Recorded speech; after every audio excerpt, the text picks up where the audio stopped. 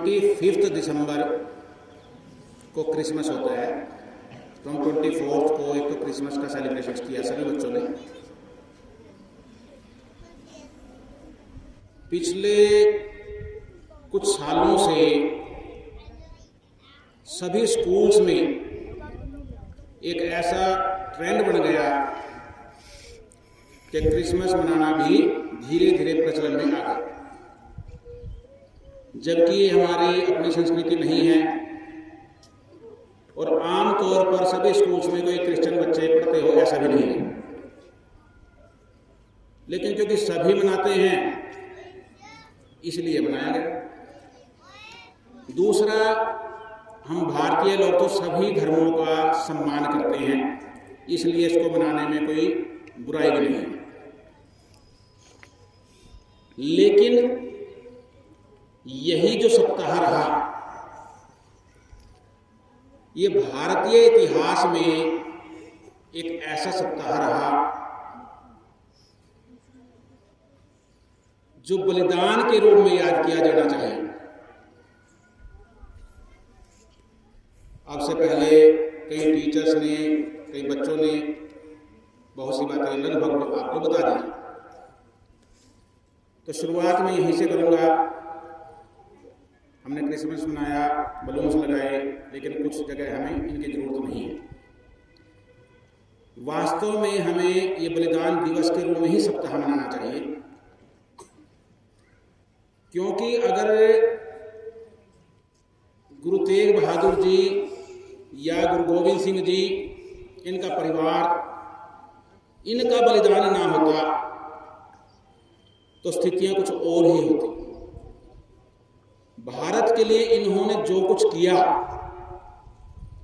उसको ना तो किसी भी भारतीय को भूलना चाहिए और ना ही मैं समझता हूं कोई भूलता है। गुरु तेग बहादुर जी को हिंद की चादर कहा गया। हिंद मतलब हिंदुस्तान, यानी सारे हिंदुस्तान की एक शील्ड थी वो। ये डिटेल में सुभाष जी ने बहुत अच्छा बताया और बड़ा मार्मिक तरीके से बताया। मैं कुछ वो बताऊंगा जो उन्होंने नहीं बताया। किस तरह गुरु गोविंद सिंह जी के जो बड़े सुपुत्र थे, बड़े दो बेटे अजीत सिंह और जुझार सिंह, चमकौर के युद्ध में मारे गए, बलिदान हो गए। माता गुजरी देवी जो दादी थी उनके बच्चों की, और दो बच्चे अलग बिछुड़ गए थे, किस तरह दीवार में चिनवाया गया। ये सारी बातें सुभाष जी ने बहुत विस्तार से बताई, उनको ज़्यादा दोहराने की जरूरत मैं समझता नहीं। और सभी बच्चों ने कमाल की बात बड़े ध्यान से सुनी। जब कोई वक्ता दिल से बोलता है तो श्रोता सुनता है। उस टाइम पिन ड्रॉप साइलेंस थी।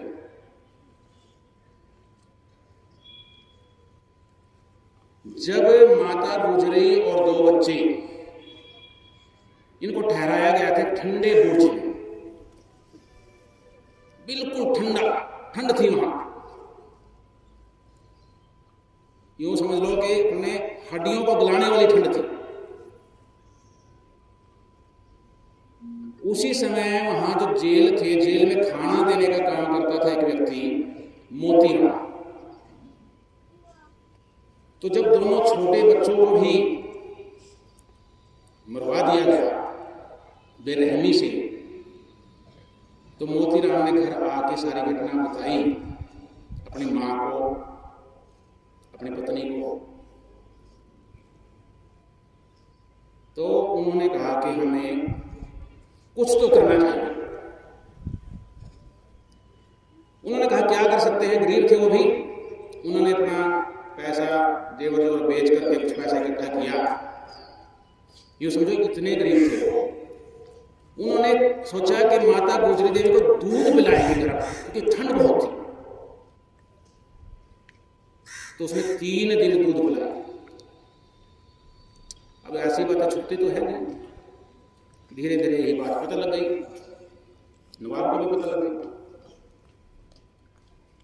तो नवाब ने उसको बुलवाया, उसको पूछा कि अभी आप इस तरह से दूध पिला रहे हो? हाँ पिलाता हूं।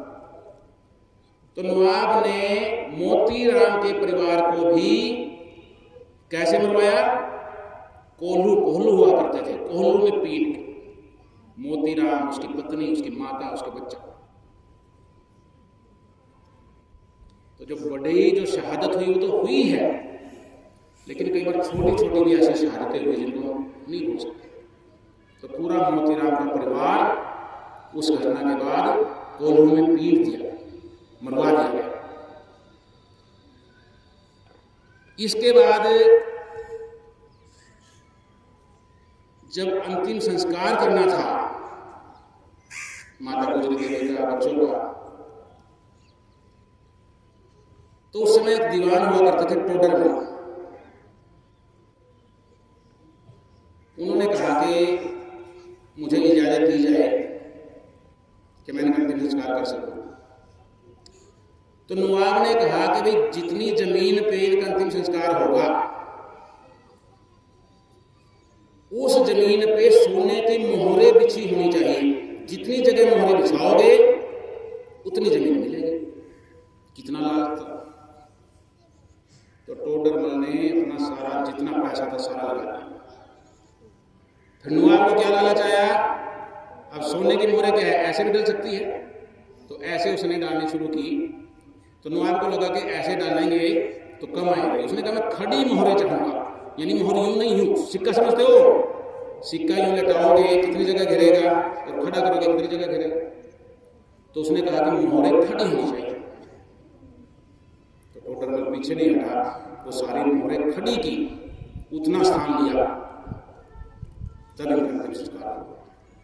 मतलब आज तक के पूरे विश्व के इतिहास में अंतिम संस्कार के लिए इतनी महंगी जमीन किसी ने नहीं ली। तो मोतीराम जी, टोडरमल जी, उनको भी हम याद करते हैं आज के दिन। आज 3-4 विषय थे, क्योंकि इस वीक में 3-4 ऐसे दिवस आए थे। राम प्रसाद बिस्मिल जी के बारे में बताया,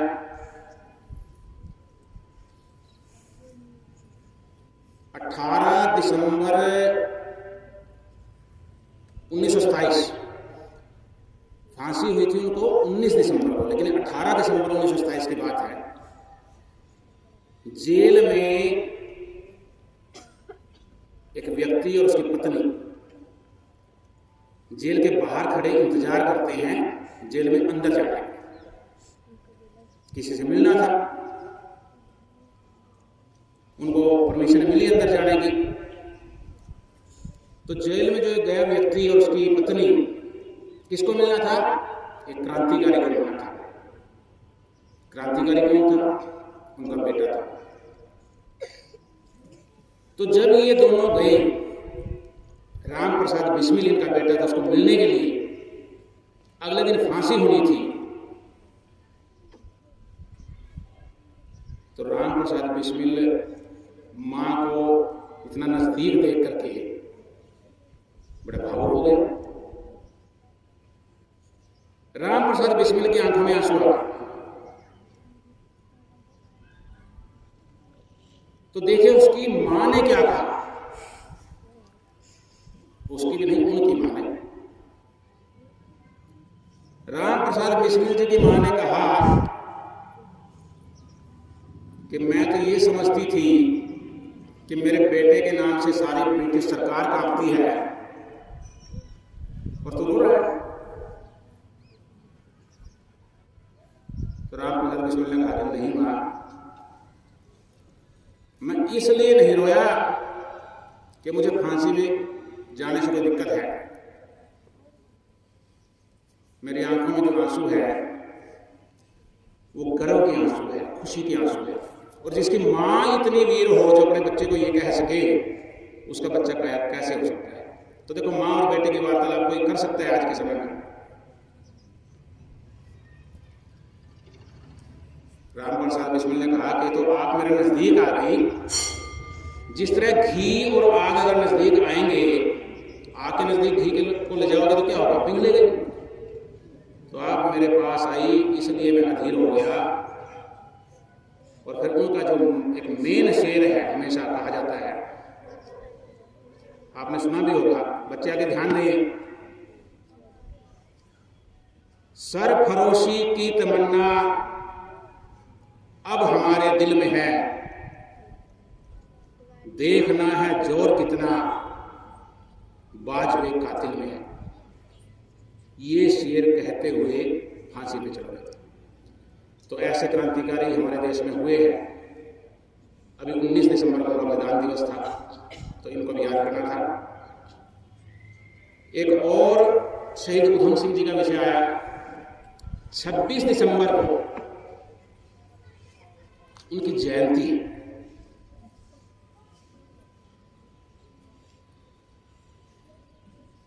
अप्रैल 1919 को अमृतसर में जलियांवाला बाग कांड हुआ था। पता है, कुछ बच्चों को पता होगा, 6, 7, 8 में आती है, पता है सभी को। उसमें 1650 राउंड गोलियां चलाई गई। लोग इकट्ठे हुए थे विरोध करने के लिए बाग में। जनरल डायर थे, वो आए, बिना सोचे समझे आदेश दे दिया फायरिंग का। लोगों को समझ में नहीं आया कहां जाए। एक कुआं है वहां, लोग कुएं में कूद पड़े। अंग्रेजों ने तो जो आंकड़े दिए थे वो कुछ 384 के आसपास दिया था। कितने? 389 लोग मारे गए। लेकिन जो अमृतसर का डीसी ऑफिस है, वहां रिकॉर्ड में 484 लोग हैं। अमृतसर बाग में 388 लोग हैं जो सूची में है, लेकिन वास्तव में इससे कहीं ज्यादा भी हो सकते थे। तो जब ये कांड हुआ, उधम सिंह वहीं था। उसको भी इस मीटिंग में जाना था, लेकिन वो किसी कारण से जा नहीं पाया। लेकिन जब वो बाद में गया,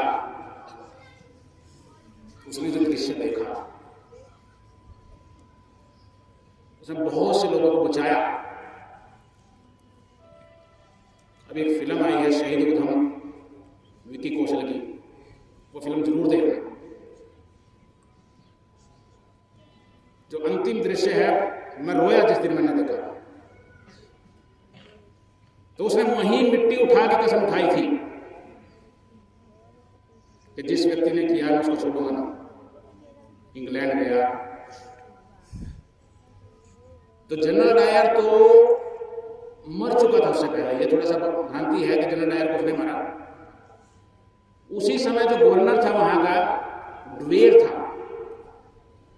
उसने भी जनरल डायर की बात का समर्थन किया था। तो डायर तो मर गया था, फिर उसने उसको, दूसरे को, गवर्नर था उस समय, उसको जाना। इसी सप्ताह में हमारा राष्ट्रीय गणित दिवस भी आया, नेशनल मैथमेटिक्स डे।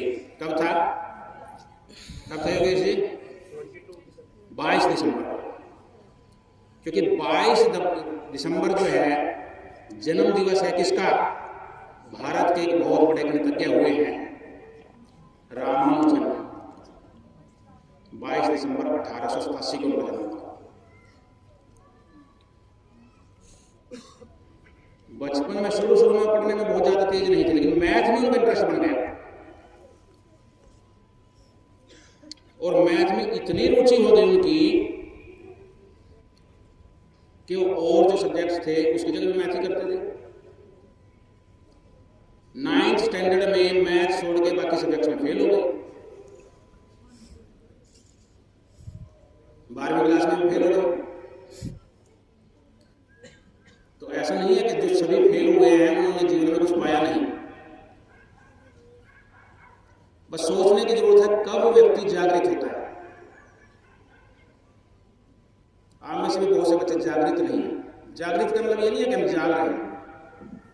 जागना मतलब अपने बारे में सोचना, मैंने करना क्या है। जिस दिन जो जाग गया वो पीछे मुड़ के नहीं देखेगा।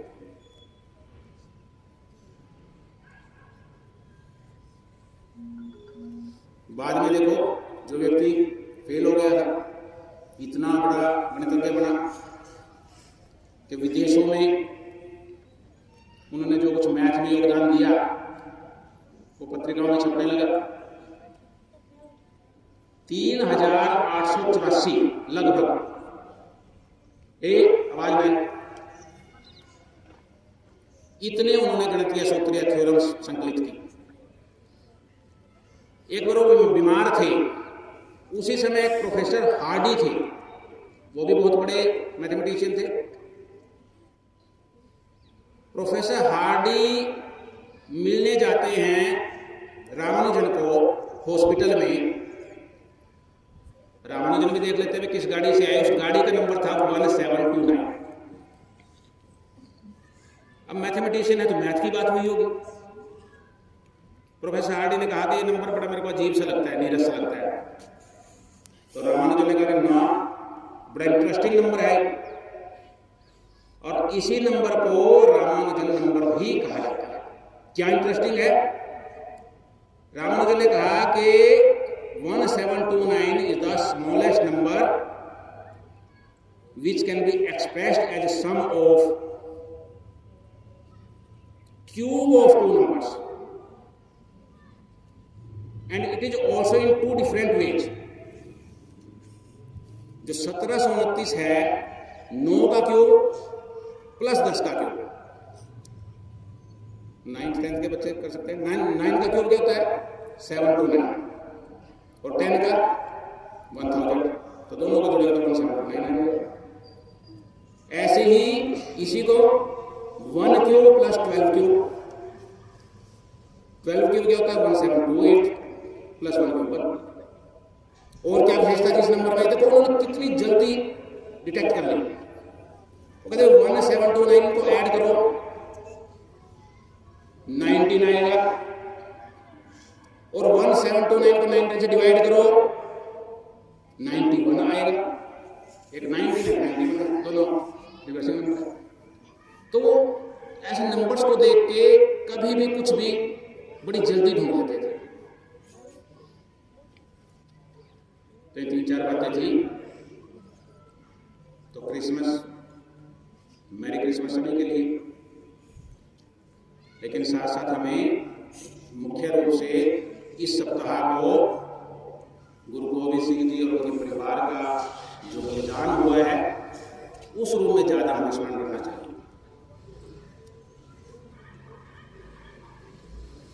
हो गए सभी विषय जी में ख्याल करो।